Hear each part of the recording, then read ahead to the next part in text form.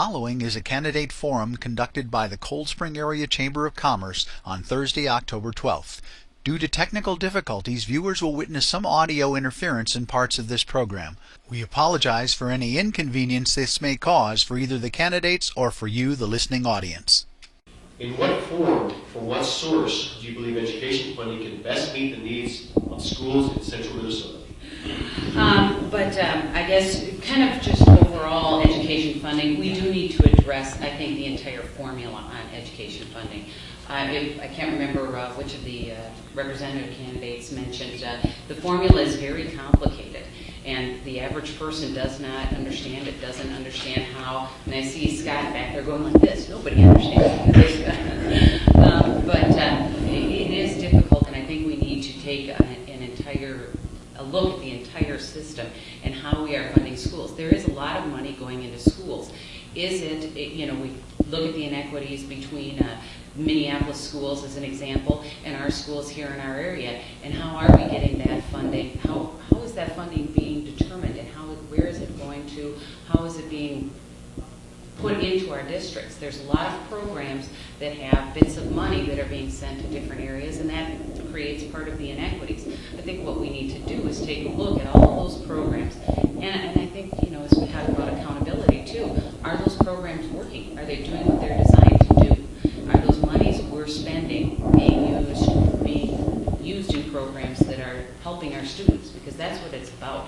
I've got 2 kids in public school. That's what it's about, is helping the kids succeed, making sure they graduate, being able to either go on to college or go into the workforce or technical college, whatever it is they choose to do.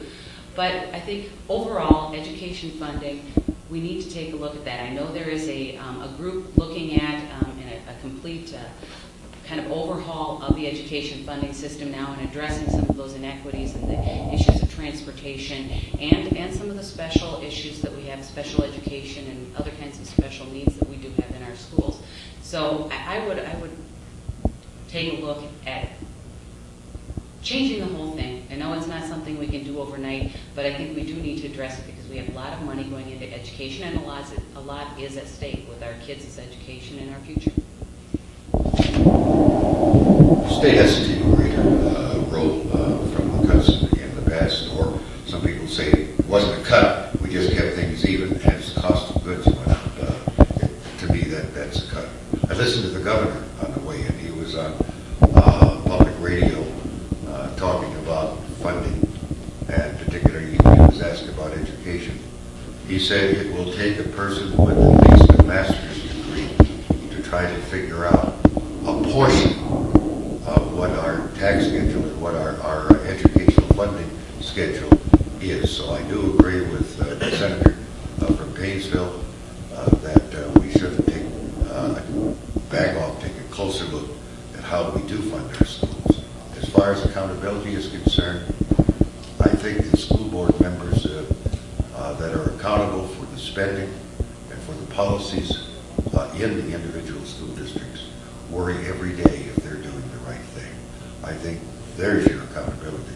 If they're not doing the right thing,